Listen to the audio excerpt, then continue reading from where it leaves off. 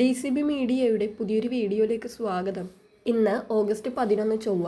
ഇന്നും തുടർന്നു വരുന്ന ദിവസങ്ങളിലും നിങ്ങൾ അറിഞ്ഞിരിക്കേണ്ട പ്രധാനപ്പെട്ട വാർത്താ അപ്ഡേറ്റുകളാണ് ഷെയർ ചെയ്യുന്നത്. ചാനൽ ആദ്യമായി കാണുന്നവർ സബ്സ്ക്രൈബ് ചെയ്യുക, വീഡിയോ ഇഷ്ടമായാൽ ലൈക്ക് ചെയ്യുക, ഫേസ്ബുക്കിൽ കാണുന്നവർ പേജ് ഫോളോ കൂടി ചെയ്യുക.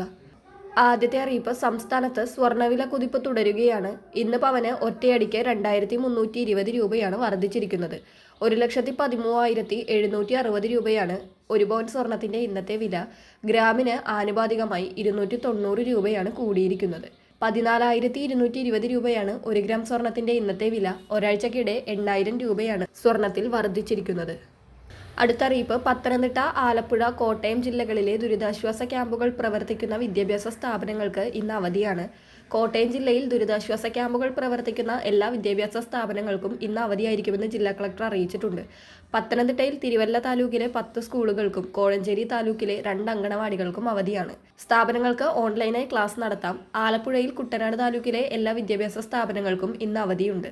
അടുത്ത അറിയിപ്പ്, UPI റുപ്പേ ഡെബിറ്റ് കാർഡ് ഇടപാടുകൾക്ക് ഇനി മുതൽ യാതൊരുവിധ അധിക ചാർജുകളും ചുമത്തില്ലെന്ന് കേന്ദ്ര ധനമന്ത്രി നിർമ്മല സീതാരാമൻ വ്യക്തമാക്കിയിരിക്കുകയാണ്. പാർലമെന്റ് പാസാക്കിയ പേയ്മെന്റ് ആൻഡ് സെറ്റിൽമെന്റ് സിസ്റ്റം ഭേദഗതി ബില്ലിലൂടെ ഡിജിറ്റൽ പേയ്മെന്റുകൾ പൂർണ്ണമായും സൗജന്യമായി തുടരുമെന്ന് ഉറപ്പു നൽകിയിട്ടുണ്ട്.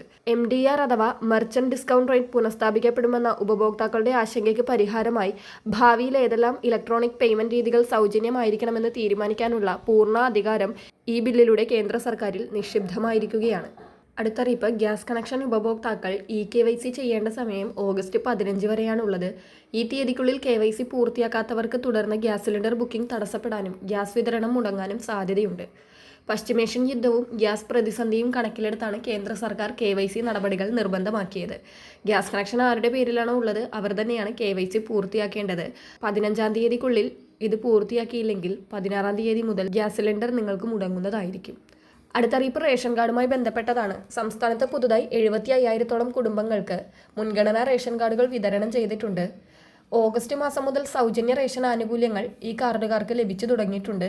ഈ പുതിയ കാർഡ് ഉടമകൾ അടിയന്തരമായി റേഷൻ കടകളിലെത്തി മസ്റ്ററിംഗ് പൂർത്തിയാക്കേണ്ടതാണ്. പുതുതായി മുൻഗണനാ കാർഡ് ലഭിച്ച കുടുംബങ്ങളിലെ എല്ലാ അംഗങ്ങളും റേഷൻ കടകളിലെത്തി ബയോമെട്രിക് മസ്റ്ററിംഗ് പൂർത്തിയാക്കണം. താൽക്കാലികമായി വീടിന് പുറത്തോ മറ്റ് പ്രദേശങ്ങളിലോ ഉള്ളവർക്ക് അടുത്തുള്ള ഏത് റേഷൻ കടയിൽ നിന്നും ഇത് ചെയ്യാവുന്നതാണ്.